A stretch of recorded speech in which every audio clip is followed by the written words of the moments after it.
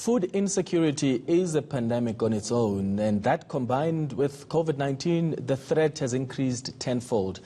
Friday is World Food Day, aimed at highlighting the food scarcity and how many people go without food on a daily basis. One NGO, Meals on Wheels, is doing its part by preparing more than 200,000 meals and 10,000 food parcels to feed the hungry. To tell us more about that, I'm joined by the Training and Development Manager of the organization, Yanela Takawira. Yanela, good afternoon. Thank you for your time. We're marking this day during a time when there is growing food insecurity. How bad is the situation?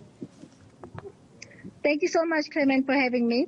The situation with food will always be bad, especially now with the COVID. It literally exposed how much people really need food. What needs to happen then, Yanela? How do we reduce hunger and also ensure that there is awareness even around healthy diets? The thing is, Clement, is that if all the parties play their part, we all have a role to play, from private sectors, from government, from NGOs, which is the sector that we operate in. We all have a part to play in actually curbing to do the poverty alleviation, and also to just make sure that even the food that we provide is healthy food. Because one of our issues is not just the scarce of food, but also the food that is being consumed is not the right food for to promote good health. All right, so you speaking about the role that we all need to play, the various stakeholders. What role can we play, not only as the media, because we also have a responsibility, but also government as well? How do we play a role that also ensures that there is awareness that is raised around food insecurity?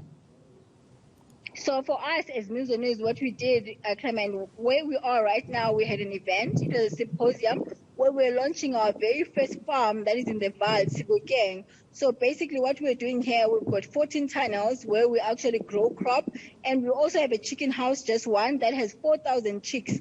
So this was our call to say that as a smallholder farmer, we're not just looking for handouts, but we understand our own role that we need to play, and we're inviting partners as opposed to donors, partners to come and partner in us in addressing this ill of food insecurity, because if we had this plant all over, it would then serve so many communities, starting from the community of Sebokeng, where we are in the Val. And imagine if we've got the same concept all over, then our beneficiaries are not just receiving a plate of food, but rather they are producing their own food, which is the most strategic objective that now Meals on Wheels has taken. We want our beneficiaries that in the past were just receiving a plate of food to now be skilled and empowered to produce their own food. Do you think there's enough awareness, though, being raised around the need to engage in those farming activities? Awareness around communities?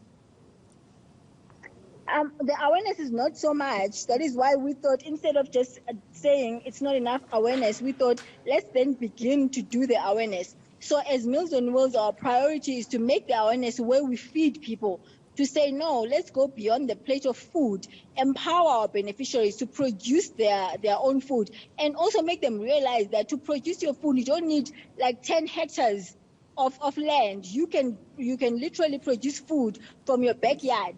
This is the empowerment that we're doing. And as a smallholder farming, we then said, we can't do this alone. Then we invited the government to come on board with whatever they can enhance our program with, be it training, be it equipment, be it financial support. All right. Yanela, thank you so much for chatting to us here on ENCA.